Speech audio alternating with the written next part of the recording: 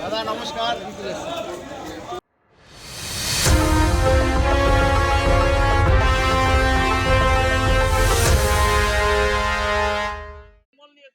CRPF কে তো পশ্চিমবাংলায় বিজেপির পতাকা বওয়ানোর কাজেও আনা হয়নি, বা এর আগের একটা ভোটে এসছিল, ভোটের দিন হাজারদুয়ারি ঘুরতে চলে গেছিল, না তার আগের দিন হাজারদুয়ারি ঘুরতে চলে গেছিল, সেই কাজেও আনা হয়।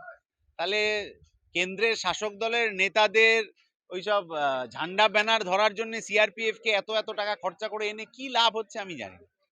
এই যে নির্বাচন করে যেভাবে ট্রান্সফার করছে ভিডিও আমাদের ভবানীপুরের ইয়ারও থেকে শুরু করে সবাইকে ৭৫ জন হিসেবে ট্রান্সফার করলো কালকে, কি বলবে যে যেভাবে চেপে ধরছে বা যেভাবে নির্বাচন কমিশনের প্রথম এবং প্রধান নির্যাতনটা হচ্ছে এসআইআর এ সাধারণ মানুষের হয়রানি।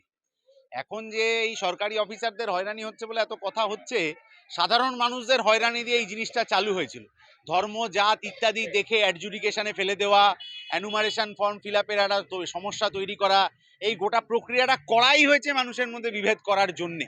ফলে নির্বাচন কমিশন নির্যাতন কমিশনের পরিণত হয়েছে। ফলে তারা এখন কিছু এই ধরনের লোক দেখানো কাজ কারবার ইত্যাদি করবেন, কিন্তু ভোটটা সুষ্ঠুভাবে হয় কিনা, তাতে রক্তপাত বন্ধ হচ্ছে কিনা, সেইগুলোর ওপর আমাদের কড়া নজর থাকে।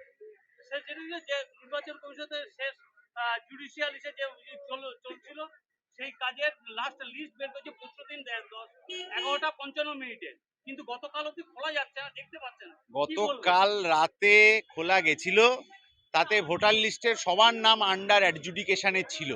এই ধরনের মানুষ যখন একটা বিপর্যস্ত অবস্থায়, চিন্তিত অবস্থায় রয়েছেন, তখন যদি এই ধরনের টেকনিক্যাল সমস্যা হয় আর সবার নাম আন্ডার অ্যাডজুডিকেশনে দেখায়, তাহলে ওই কমিশনটার ওপর, ওই সংস্থাটার ওপর মানুষের ভরসা উঠে যায়। আগে সেই ভরসা ফেরানোর ব্যবস্থাটা নির্বাচন কমিশনকে করতে হবে।